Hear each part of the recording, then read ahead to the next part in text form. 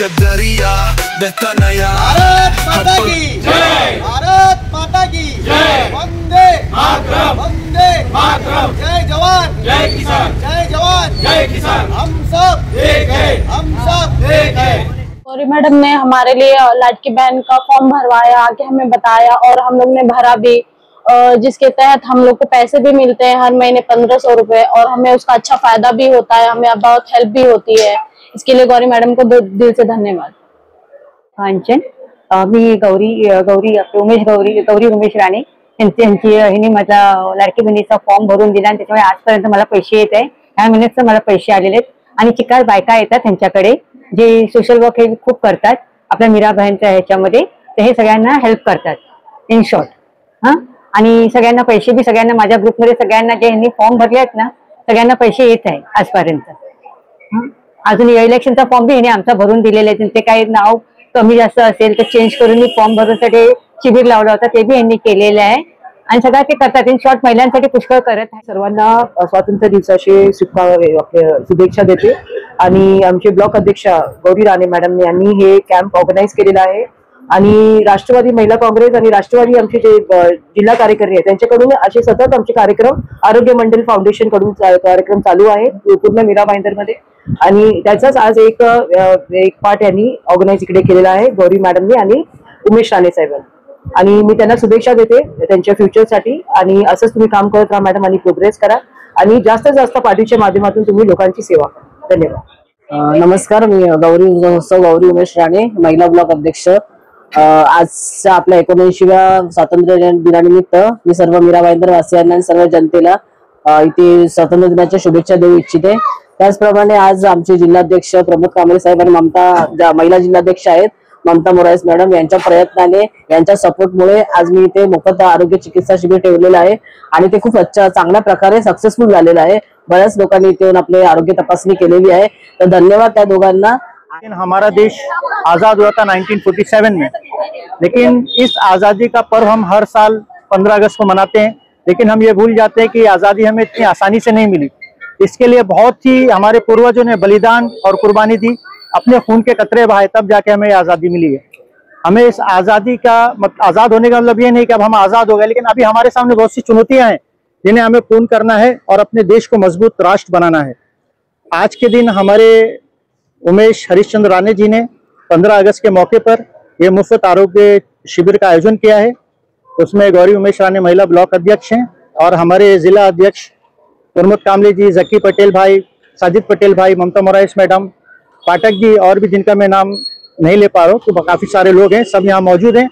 हम उन्हें शुभकामनाएं देते हैं आज के दिन की, और इसी तरीके से राष्ट्रवादी कांग्रेस पार्टी पूरे मीरा भाईंदर में छा जाए और आने वाले आगामी चुनावों में ज्यादा से ज्यादा सीटें लाए, यही हमारी मनोकामना है। स्वतंत्र दिन के अवसर पर सभी देशवासियों को मैं स्वतंत्र दिन की बहुत बहुत शुभकामनाएं देता हूं, और साथ ही साथ आज स्वतंत्र दिन के अवसर पर गौरी उमेश राणे, उमेश हरिश्चंद्र राणे, इन्होंने मिल करके यहाँ पर फ्री आरोग्य शिविर रखा है जिसमें काफी जांच फ्री दे रहे हैं। जैसे कि आप लोगों को पता ही है आज आरोग्य पूरे देश में बहुत बड़ी समस्या है, इसको मद्देनजर रखते हुए इन्होंने मीरा भाईंदर में आज एक कैंप लगाया है, तो मैं इनका तहे दिल से बहुत बहुत शुक्रिया अदा करता हूँ।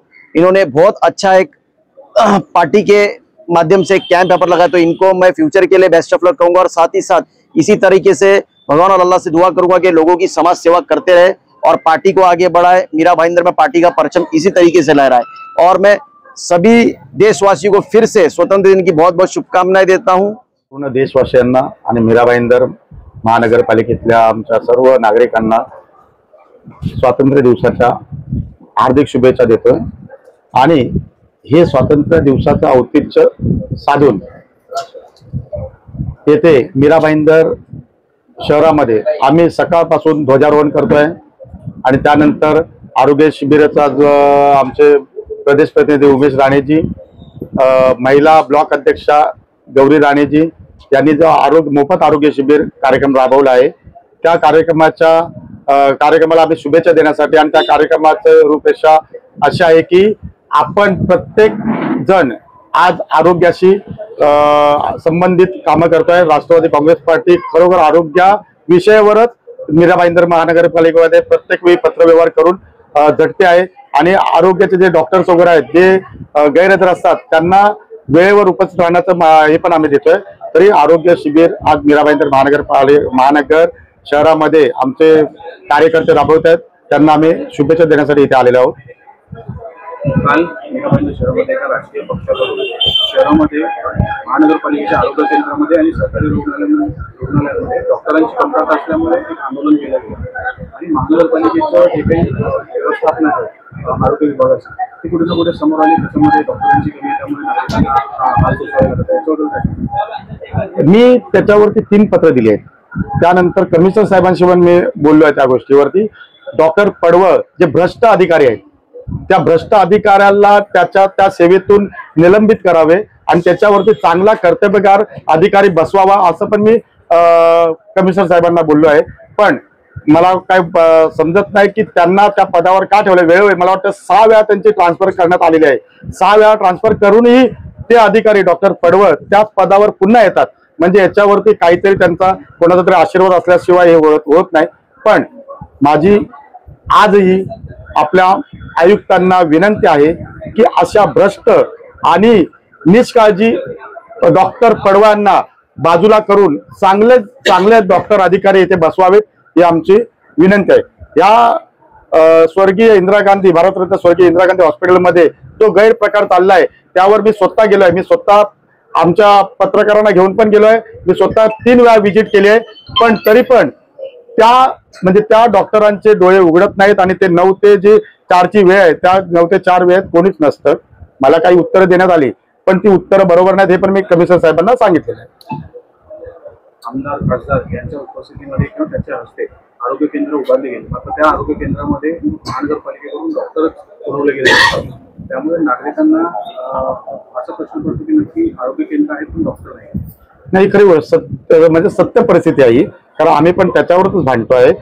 आरोग्य केंद्र आपला दवाखाना येथे शासनाचा पैसा येतोय, शासनाचा निधी येतोय, पण त्याचा दुरुपयोग महानगरपालिकेचे भ्रष्ट अधिकारी करतायत आणि त्या भ्रष्ट अधिकाऱ्यांना आम्ही शासनाकडून धडा शिकवणार आणि आम्ही त्याचं कंप्लेंट आम्ही अजितदादा पवार साहेब आमचे उपमुख्यमंत्री आहेत, राष्ट्रीय अध्यक्ष आहेत, त्यांच्यापर्यंत आम्ही करतोय।